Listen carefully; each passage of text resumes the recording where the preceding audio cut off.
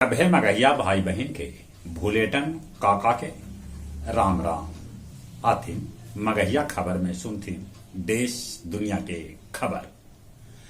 गया जी में कल सबला बेसी 5 लाख पिंडदानी कैलन पिंडदान।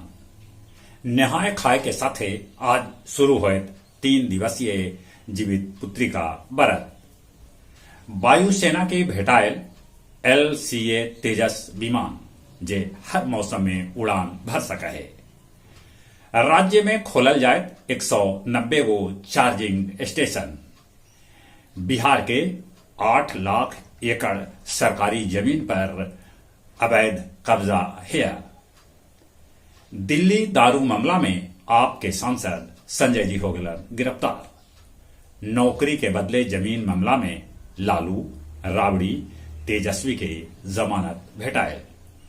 सिपाही भर्ती परीक्षा में सॉल्वर गैंग के खुलासा के दावा कर रहा है पुलिस।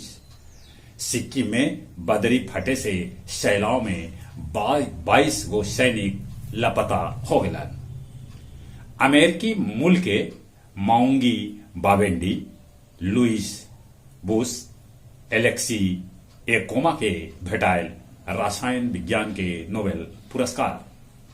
अमेरिकी संसद के स्पीकर के हटा देवल गए। ईरानी सेना कर रहा है युद्धाभ्यास। क्रोएशिया प्लास्टिक फैक्ट्री में लगल भीषण आग। इराक दीवार के निर्माण कर रहा है जे ओकर सुरक्षा करत। यूक्रेन दावा कैलक है कि युद्ध में रूस के 2,80,000 सैनिक मारल गलन है।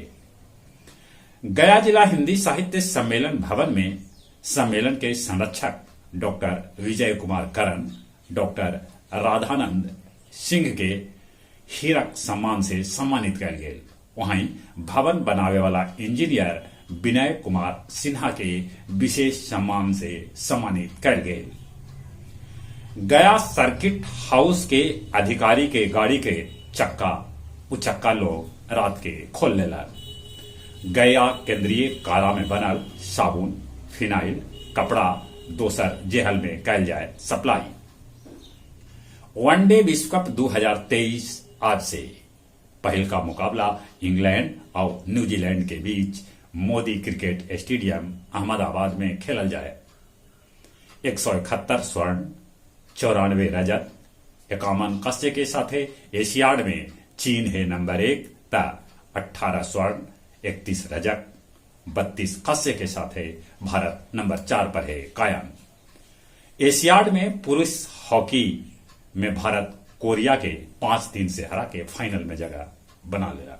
चलिए एक बार फिर से अपने सभी के भूलेटन काका के राम राम।